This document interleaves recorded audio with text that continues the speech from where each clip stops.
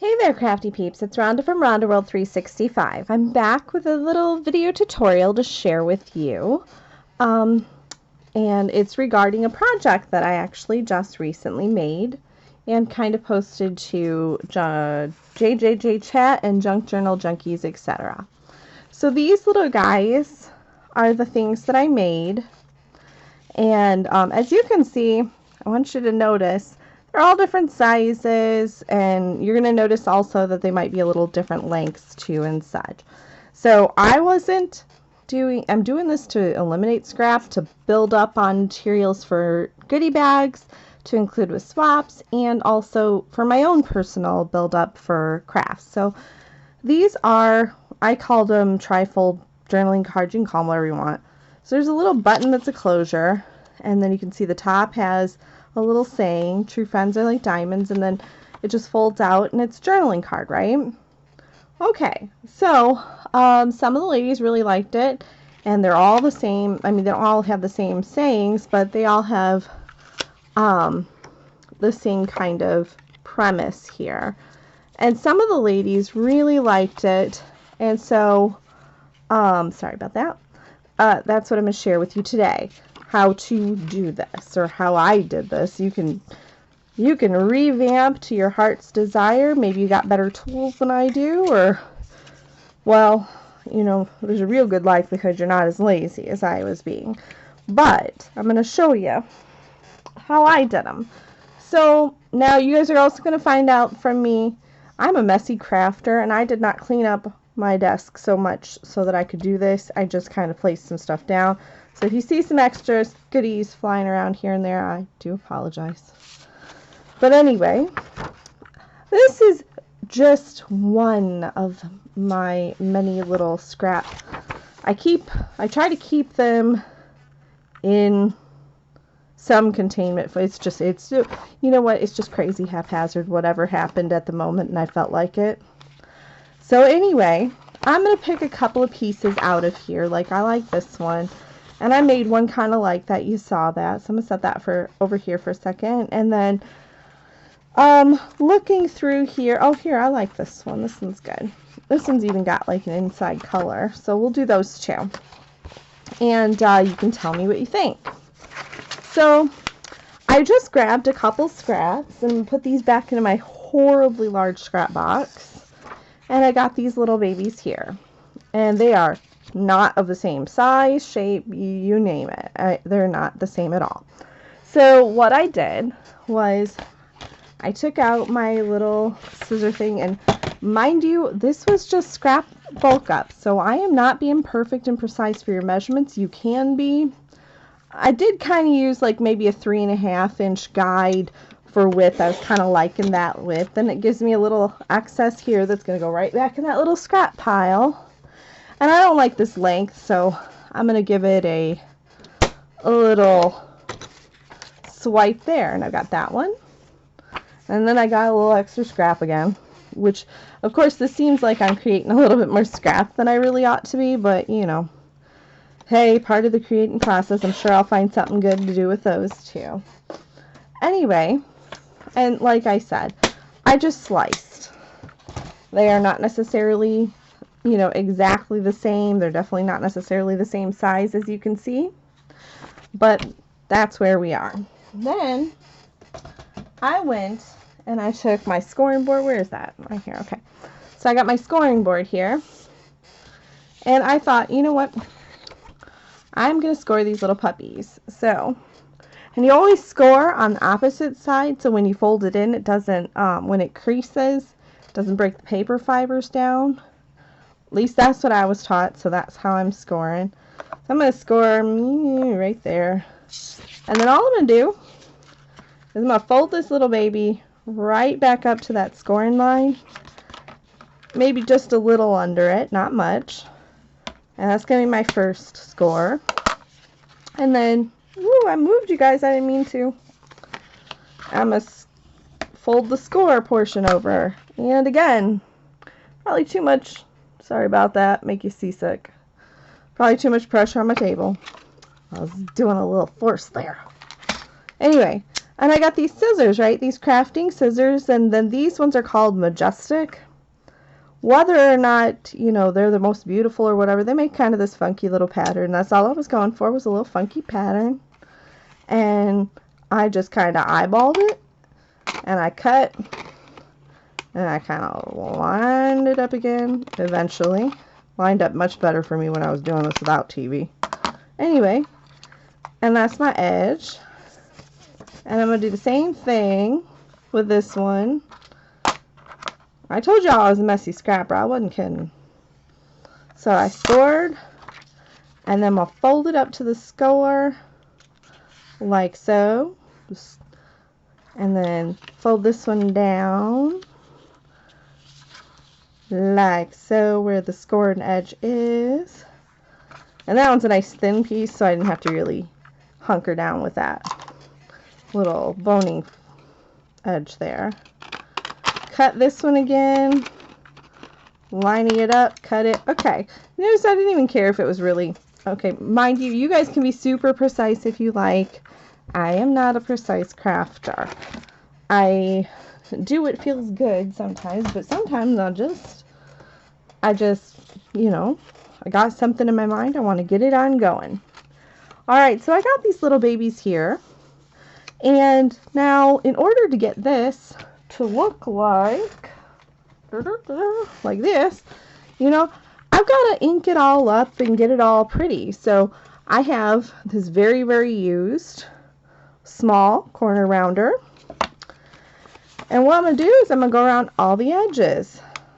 And I'm just cornering the darn edges so that they don't have quite such a rough little feel to, you know, sharp, pointy things. Okay, I liked it. And you know, when I was talking about what inspired me for this, one of the girls that gave me a swab, and I don't remember which one, I just remembered it in my head, was the paper was folded all up and it looked like a little envelope, but it had like a point and everything, and it was just a piece of scrap paper, right?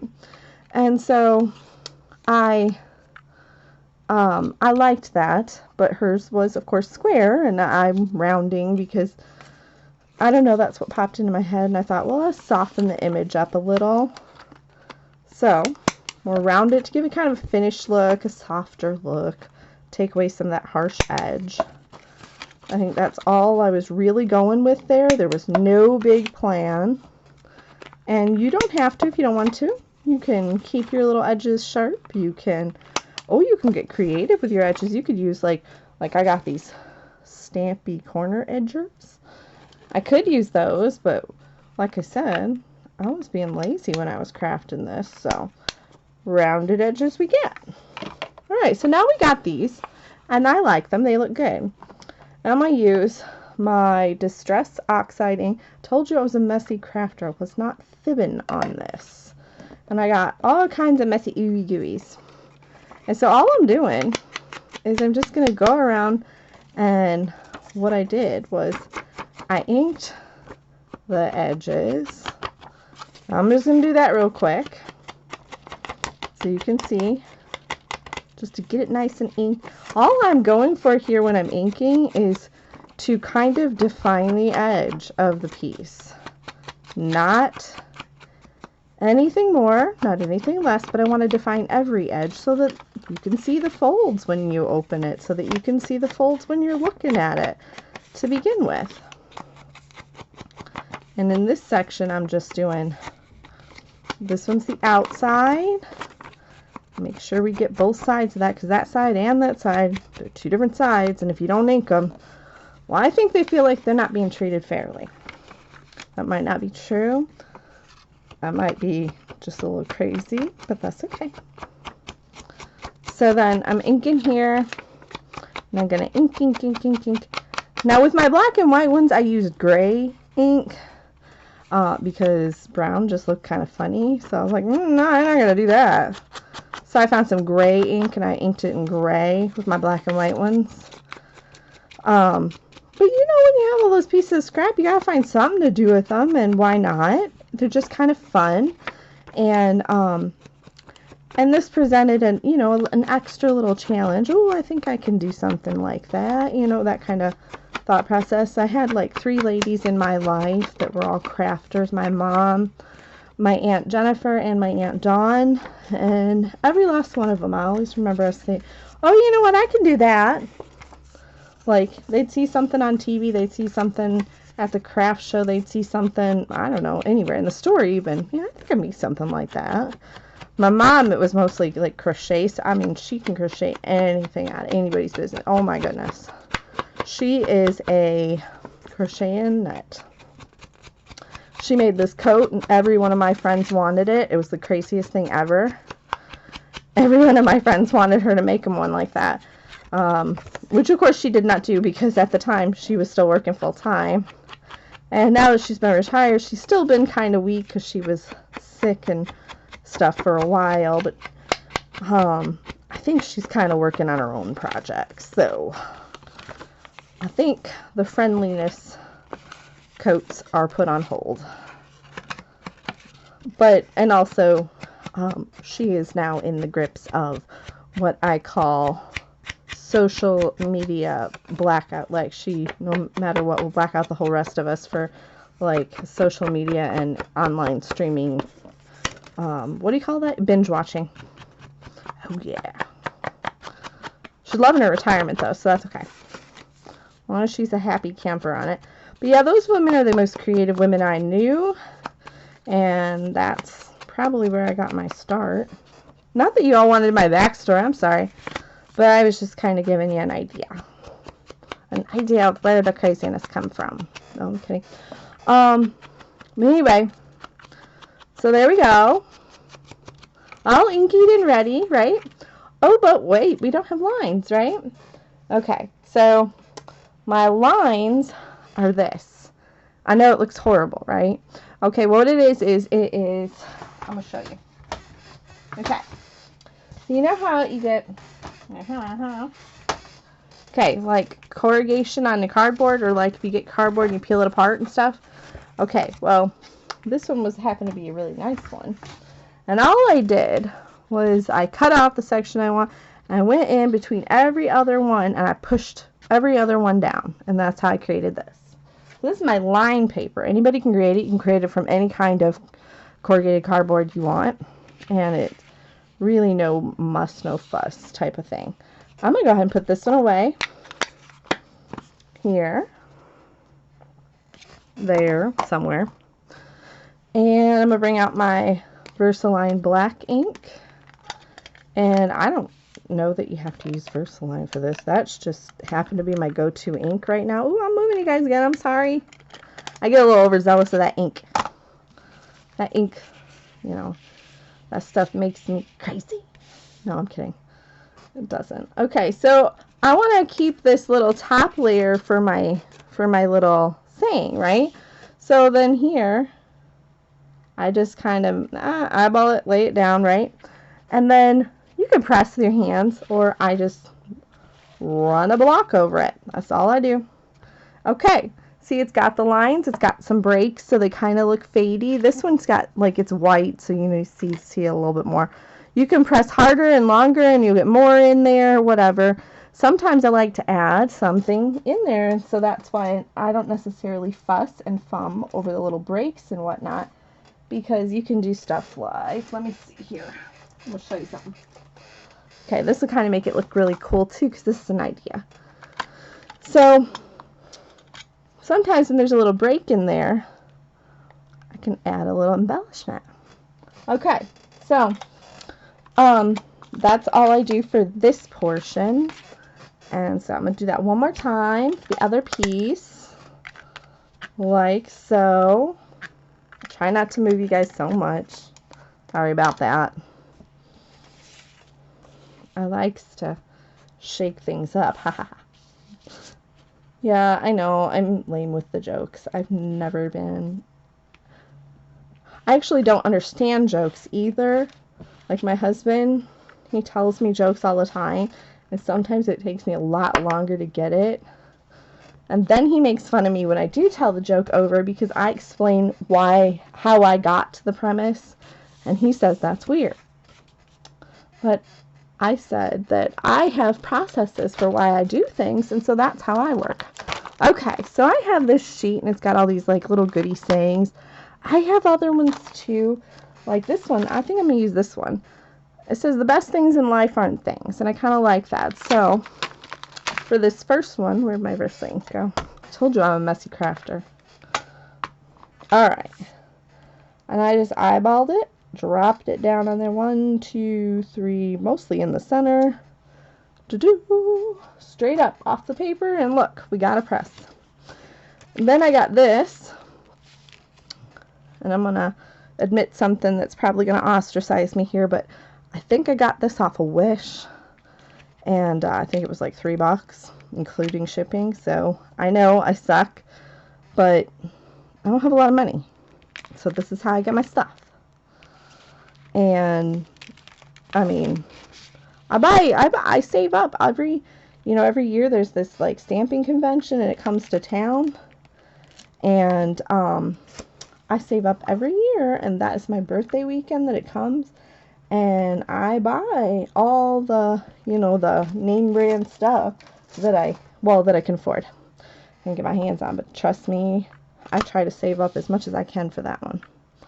All right, follow your dreams. There we go.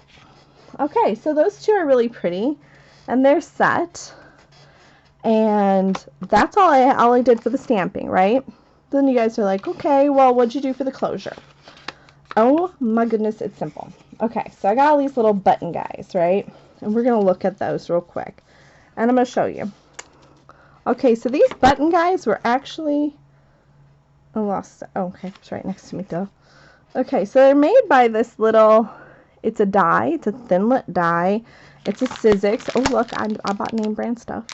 It's a sizzix die pack, and I shoved it back into this, but anyway, it was that, it's got like scissors, it's got all kinds of little vintagey things like scissors. There's a cameo, a bird. I'm sure if you looked it up on Sizzix, you'll find it, but anyway, it had this button die in there, so that's what I did, right? Did the button die, but that's kind of flimsy, right? So I was like, okay, I can do this. Look, I got this 1-inch die, and I just pop that sucker open, and let's see. We got colors here, so you can see it right there. It got a little base on it. So I got pink, and I got this kind of wall roses. So I think I'm going to use brown, right, for my base, for my back. I'm just going to punch out two little, that one did not punch out, I don't know why. I'm too tentative while I'm sitting here on the video. Okay, I'll still get that one out later. And then I wanted to pick something that kind of went with it. So this is like very pinky. So all I was doing was like matching stuff up. That's alright. Something with flowers is probably pretty good for this one. And then for this little guy here with his pretty blues, I think I'm going to use the green, because that's part of it. It's kind of like the same, or maybe I'll use the polka dots. You know what? I'm going to use the polka dots. So he's going to have polka dots. So there we go. That's all I did, and I got all these extra buttons because I was a little bit going to town on those buttons. And now for the button, itself, how to like get them secured on there. Okay, so I got this paintbrush here, and all I'm going to do is just dab a little bit of this. It's tacky glue, mind you, but the one I really like is the quick dry tacky glue. Now I did try to get this one fast grab because I have no patience. I told you I was lazy, but I also have no patience, and maybe that's part of being lazy, I don't know. But anyway, this tacky dry, right? Or the tacky glue quick dry works much better. That fast grab stuff, after a while you can't even get out your darn bottle. I don't know. So I didn't like that one as much. But this quick dry stuff is just fantastic, and all I did was spread it around, eyeball it into the center-ish, and same for the other one. I really hope you guys bear with me till the very end because I am almost done here. I do apologize. It's dragging on so. I don't do tutorials too much. Okay, so that is all I did, right? And then I find these, I got this tiny hole puncher, like mini. So it makes a little teeny tiny hole, so I just punched right through the middle of each of those. I create a button. It's already a button, but you know, it's a backed button now. I do have circles that are smaller than this for die circles, but I was, like I said, being lazy and looking to go faster. So I probably could have gotten it closer to that size, but meh, whatever. And then all I did was take a length of this twine, like I have all these different twines. And I took a length of the twine. I'm going to throw these over here for a second. Get out my messy scissors. Right? And I undid it. Untwisted it, right? Because it's really thick and I didn't want all that thickness. On one of those pictures you can see where I did do a thick piece. And I didn't like it as much, you know. So, I want these brown pieces, I think. Alright, so I'm going to cut off the little edge, shove it on through. Yes, I did just lick that. I told you. There's some issues going on here.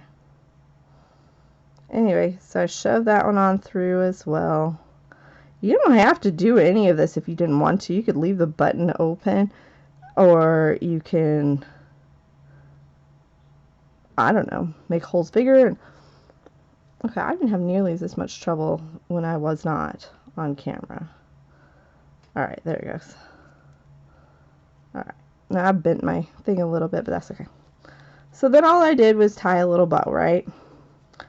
Make it pretty, tie a bow. No, I did not care if my bow was perfect or not, because I guarantee you, no matter how perfect I make this cute little round tiny bow, when I put this thing in a book, it will not matter that the bow is perfect.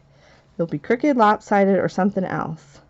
If I leave it alone and I don't over stress myself and worry and whatnot, then the bow will look really cool. That's just how that life works for me. It's always worked like that, and I see no reason for that not to continue being the course. I trimmed, and voila. Alright, so I'm going to pause this real quick. That way you guys aren't watching me. Okay, so I'm back, and as you can see, both of them are tied. Woo! It's like magic. So anyway, all I'm doing, the last little bit here, is, okay, I got these at Dollar Tree. They are foam mounting 3D sticker, whatever you call it, you know. And I cut a third of it off. Not a real third, you know, like an eyeballed third. Or a Rondo World third. Yep. Okay, so I cut a third of it off and I put it at the bottom half of my little, my little button here, right? And then I kind of just eyeballed. I stuck it on there. And that is it. That's it. That's all I did. And now it opens up and it does all that. Same thing with this little baby here.